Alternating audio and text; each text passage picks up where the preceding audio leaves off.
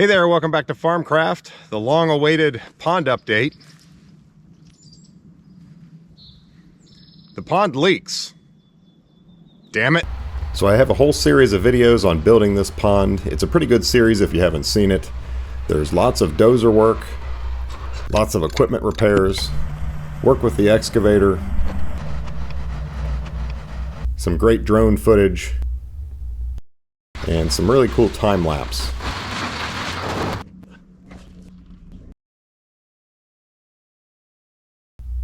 No machine's immune from the equipment repair. There's your problem, lady. And fights with Mother Nature.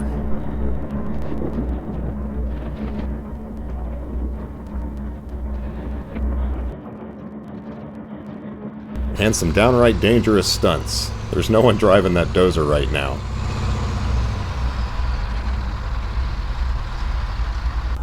Lots of earth moving and earthwork.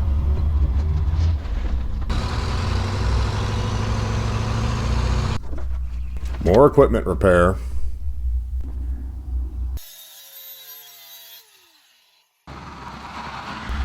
No comment. I'll leave a link to the series in the description, but for now, let's get on with the update.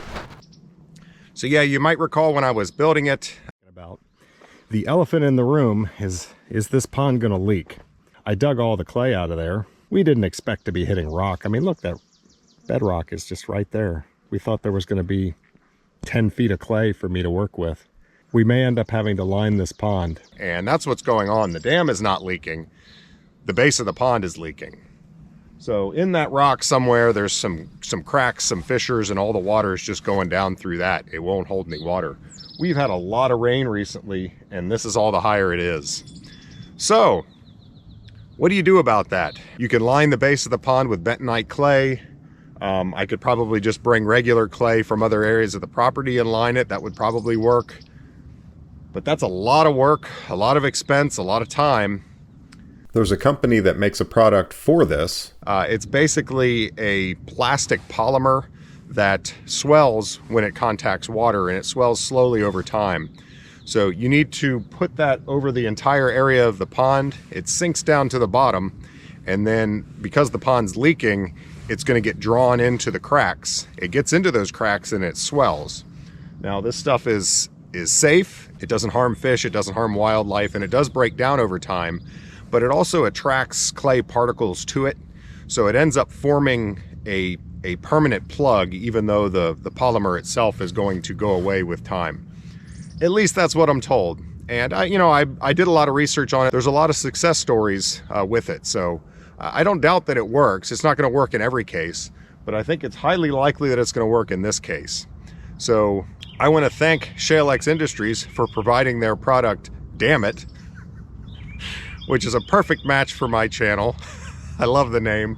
They provided this product free of charge, and we are going to treat this pond and see if it works. Now, I talked to the guy a long time. You have to make sure you apply this stuff correctly. You can't just go throwing a bucket in there and expect it to do anything. You have to spread it evenly over the entire water area. You want to do it at a time when it's not windy. That's why I'm doing it first thing in the morning, because it is the windy time of year, and if we try to do this midday, the stuff's going to get blown all over the place. So let me quit yakking and get to work. Damn it, pond!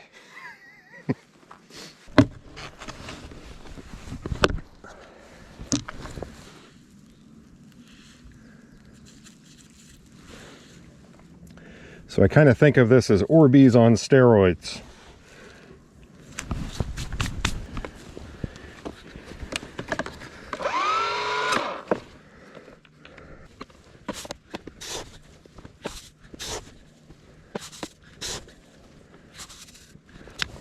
And obviously I've got my waders on so I can get as much as I can with just walking around, and then later I'll take a boat down the middle and get the rest of that.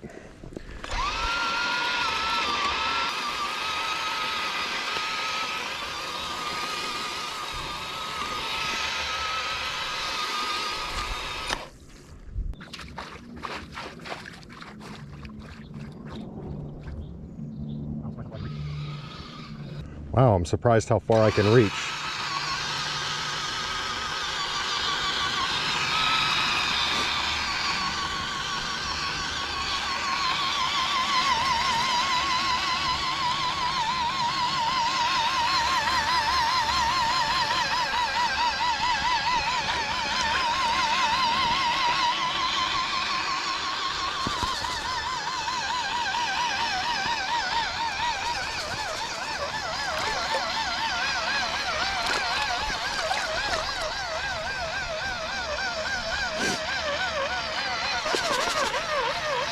Nice. Those are supposed to be brand new batteries.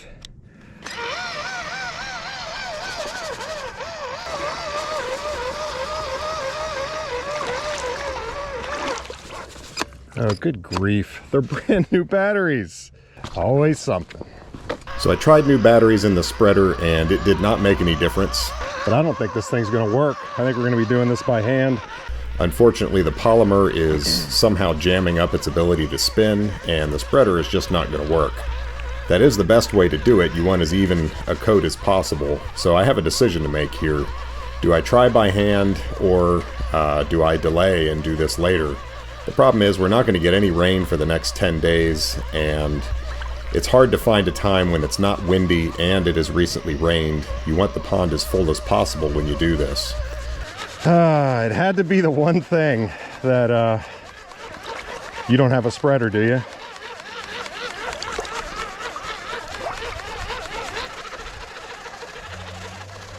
Yeah, this thing's garbage.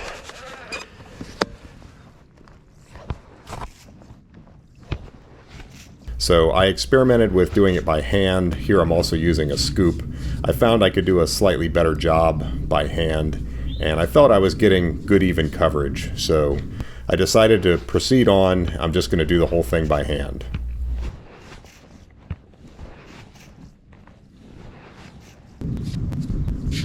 The product is a mix of different sized particles, so the bigger, heavier particles will throw farther, and the smaller fines will kind of float on the air. So you have to pay attention and make sure that you're getting the whole mix of sizes in every area that you're spreading.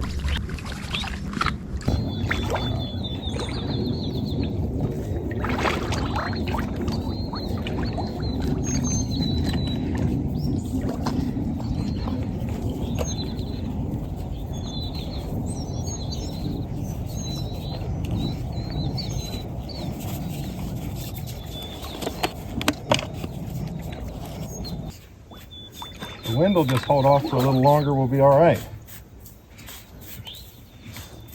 I'm sure you noticed the pond is a muddy mess, and it's going to stay that way until vegetation gets established around it and in it. The pond is for irrigation purposes, so muddy water works just as well, but eventually it's going to be a good looking pond with relatively clear water and vegetation, but that's just going to take some time, probably quite a long time. It'll be really nice if this Damit solves our leaking problem. Now, this stuff is not cheap. This is over $1,000 worth of product that we're applying here. But when you compare that to the cost of bringing in equipment and emptying the pond and trucking in clay, it doesn't even compare. This is by far the cheapest way to do it if it works. So let's keep our fingers crossed. When it contacts water, it makes some seriously sticky slime, and you can imagine this stuff is sinking. It's getting drawn into the cracks where it's leaking and expanding, plugging up those cracks. Use your judgment, Jim.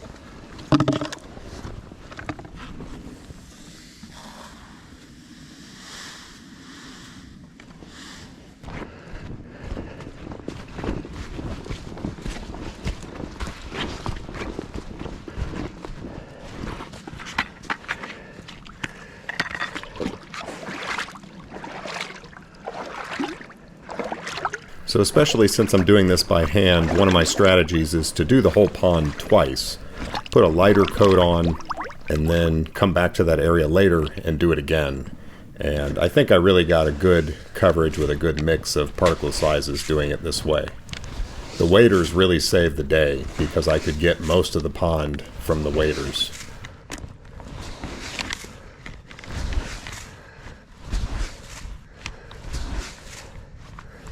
When I first started looking into this, my instinct was that you wanted to spread it and then not disturb the water.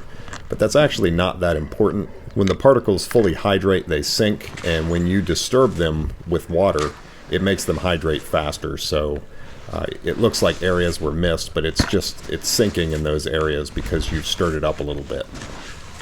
Combine that with the fact that we did the whole pond twice, I'm quite confident that we got a good coverage everywhere.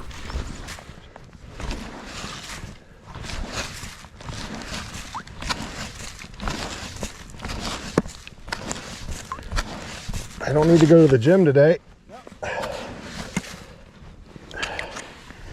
Carrying this bucket with my left arm is wearing me out.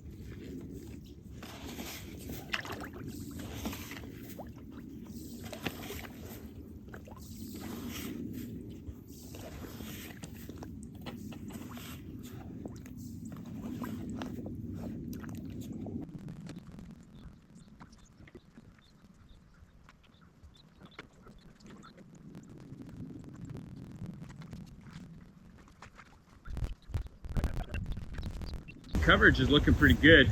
Yeah, we just need to get the boat to go up the middle. Yeah, the center area is the hard part. You want me to start getting the boat out, or what do you want? Sure, yeah. And the center deepest area is the most important area. That is the area that has the most hydraulic pressure, and that is most likely where the leaks are going to be, or at least the worst leaks. Yeah, I need the boat for this.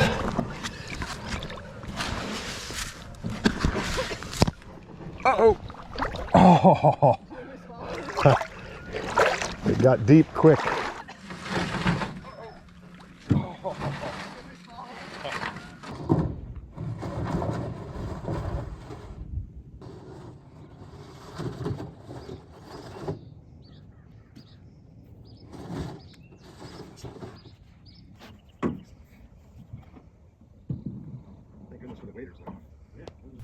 And just like the rest of the pond, we went back and forth over this central area, actually probably more than twice, trying to get an even coat each time.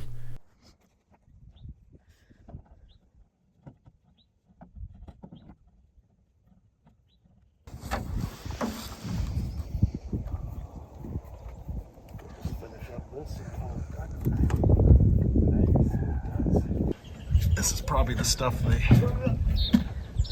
cover people with when the aliens get them. That ain't right.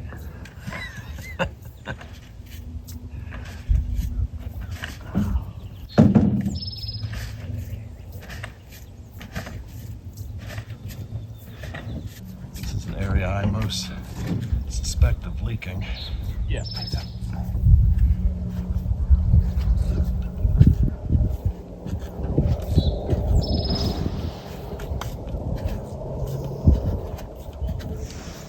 Be sore.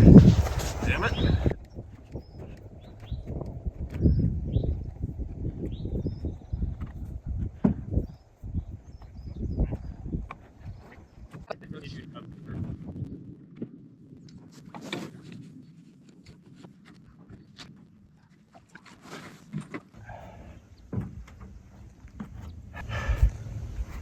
I'm tired.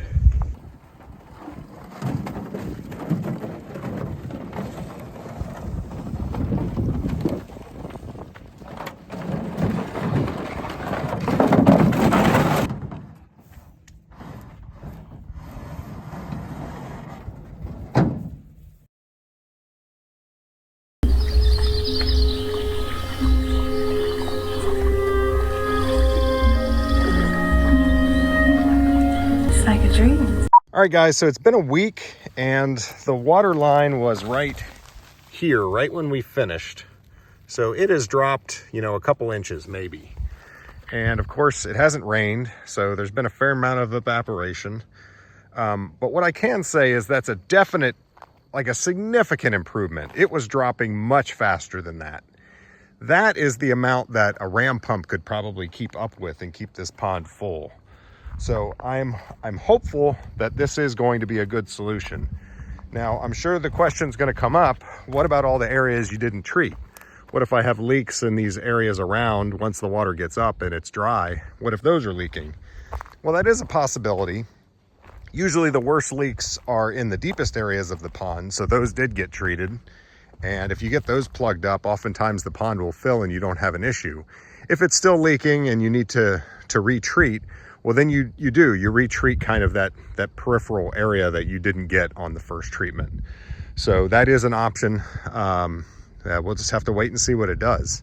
And another huge thank you to Shalex Industries for providing their product, Damit,